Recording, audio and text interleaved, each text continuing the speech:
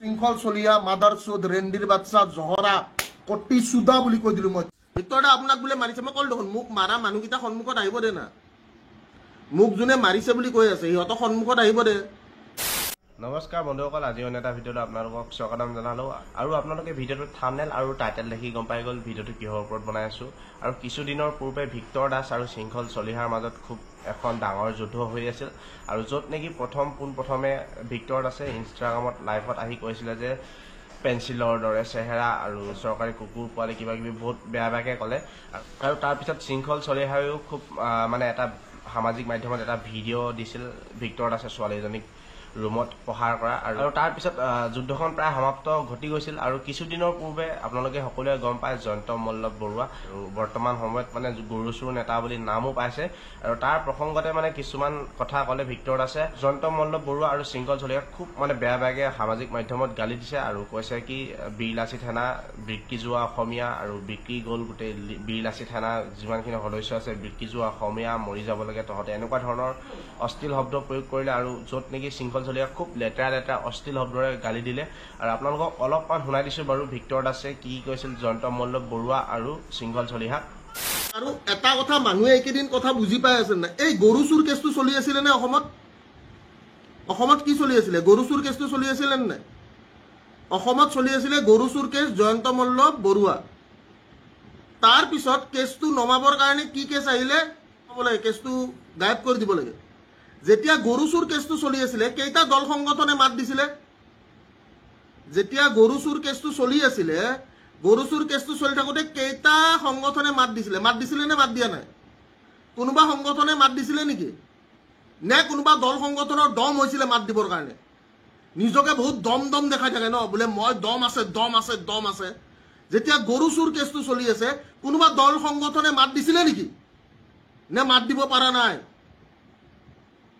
যেতিয়া গৰু চুৰ কেছটো চলি আছিলে কোনোবা দল সংগঠনে মাত দিছে নে মাত দিয়া নাই? প্ৰশ্নটো সেইটো। সেশনটো এবাৰ সবাই শ্বেয়াৰ কৰি দিব, কাৰণ প্ৰকৃত সত্যত মই কথা পাতোঁ আৰু মই 100% ভয় নকৰাকৈ কথা পাতোঁ। এতিয়া চবতকে ইম্পৰ্টেণ্ট কথাটো হৈছে যে গৰু চুৰ কেছটো কেনেকৈ তলত পেলাব? গৰু চুৰ কেছটোতো তলত পেলাব লাগিব। গৰু চুৰ কেছটো তলত পেলাবৰ কাৰণে পংকজ পাঠকৰ কেছ এটা ওলাই দিছে পটককে। সেইটোৱে তাৰে ওপৰত আকৌ আৰু এটা কেছ ওলাইছে কি বোলে অৰ্চিতা ফুকনে বোলে কি ইয়াতে যাই কিনে বোলে অমুক জাগাত যাই কিনে কিবা এটা বোলে নতুন ইণ্ডাষ্ট্ৰী জইন কৰিছে। ব্ৰো, এটা চবতকে ইম্পৰ্টেণ্ট কথা, মই এটা কথাই কৈ আছোঁ, প্ৰকৃত সত্যত তথ্যত কথা পাতিম, একদম ভালকৈ কথা পাতিম। ভিক্টৰ দা আপোনাক বোলে মাৰিছে মই কল দেখোন মোক মাৰা মানুহকেইটা সন্মুখত আহিব দে না। মোক যোনে মাৰিছে বুলি কৈ আছে সিহঁতৰ সন্মুখত আহিব দে। সিহঁতে সন্মুখত কিয় নাহে? পইণ্টটো সেইটোৱে ন। আজিৰ ডেটত মানুহবিলাকক বিভ্ৰান্ত কৰি আছে। বিভ্ৰান্ত কেনেকৈ ধৰণত কৰিছে আপোনালোকক মই বুজাই আছোঁ। গৰু চুৰ কেছটো একদম চলি আছিলে আৰু গৰু চুৰ কেছটো একদম জাষ্ট কেঁচু এটা খান্দি উলিয়াইছে, কেঁচুৰ পৰা আৰুতো বহুত বস্তু ওলালে হয়। কিন্তু চবতকে ইম্পৰ্টেণ্ট কথাটো হৈছে সেই কেছটো কেনেকৈ দবাব পাৰি। সেই কেছটো দবাবৰ কাৰণে এজন মানুহক ব্যৱহাৰ কৰা হৈছে, সেইটো হৈছে পংকজ পাঠক। ঠিক আছে, পংকজ পাঠকৰ কেছটো এতিয়া উঠাই দিছে, উঠাই কিনে কেছটো পুৰা দবাই দিছে। যেতিয়া গৰু চুৰ কেছ চলি আছিল তেতিয়া কোনো মানুহে মাত মাতা নাই। ঠিক আছে, পংকজ পাঠকৰ কেছটোত দল সংগঠনে আহি কিনে মাত মাতি আছে, হাহাকাৰ কৰি আছে। ৰাইট, দুনিয়াৰ মানুহে হাহাকাৰ কৰি আছে, দল সংগঠন আহিছে বোলে আমি আপোনাৰ লগত আছোঁ, এইটো হৈছে। ন' মেটাৰ অন ডেট। অসমীয়াৰ লগত থাকিব লাগিব, 100% আমি থাকিমেই। কিন্তু তাৰ ওপৰেঞ্চি আৰু ডাঙৰ কথাটো হৈছে যে গৰু চুৰ কেছটো যোনটো চলি আছিলে সেই গৰু চুৰ কেছটো দবোৱা হৈছে নে নাই হোৱা? কিমানখিনি মানুহ আছে যোনে সেই কথাটো মানিব যে গৰু চুৰ কেছটো দবোৱা হৈছে ভিক্টৰ দা? আৰু বাকী বিক্ৰী যোৱা অসমীয়াবিলাকক এটাই কথা কওঁ, জয় আই অসম, মৰি যা। যিখিনি অসমীয়া বিক্ৰী কৰিছ মৰি যা, বুজি পাইছ নাই?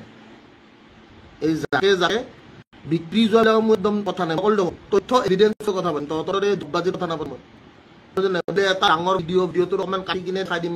মই গম পাই নাই, মই বিল্লা শইকীয়া, গম পাই নাই, মোৰ নাম বিল্লা চলিয়া মই নকওঁ নহয়। তাৰপিছত আকৌ মই ডিলিট কৰিম, গম পাইছে নাই, মোৰ নাম বিল্লা চলিয়া ডিলিট কৰিম আকৌ। এটা কথা চব মনত আছে চাগে, কাৰ মনত আছে মই নাজানো, মোৰতো মনত আছে ভাই। বিল্লা চলিয়া বোলা মানুহে এটা পোষ্ট কৰিলে আছেনে? কাৰ মনত আছে? বিল্লা চলিয়া বুলি মানুহ এটা পোষ্ট কৰিছে এটা।